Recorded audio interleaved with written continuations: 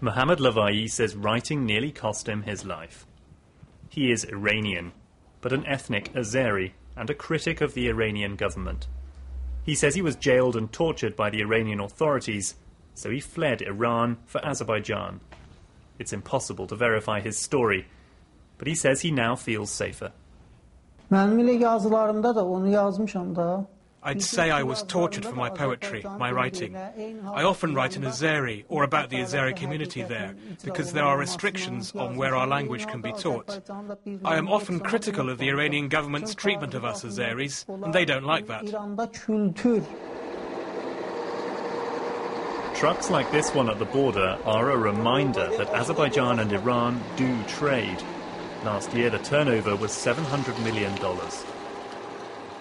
Some of the imported Iranian produce ends up here at nearby Azeri markets. And local residents also cross the border regularly. I cross into Iran to buy fruit, nuts and other products. I do it every day because some foods are cheaper there. If it wasn't for these markets in Iran, life would be harder. Azeris and Iranians have crossed this border for centuries. The ties between the two peoples are actually very strong.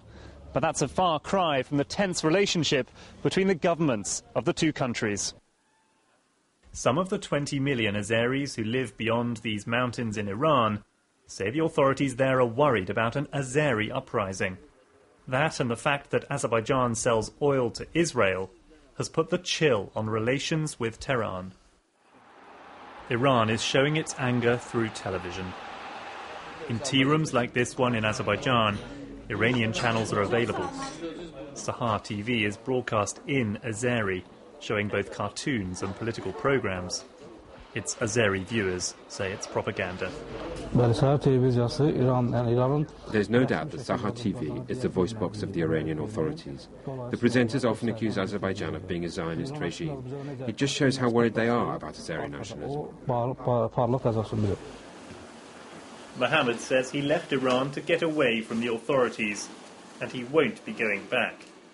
For now, his main goal is to keep safe and warm in his new home. Tom Esslemont, BBC News, in southern Azerbaijan.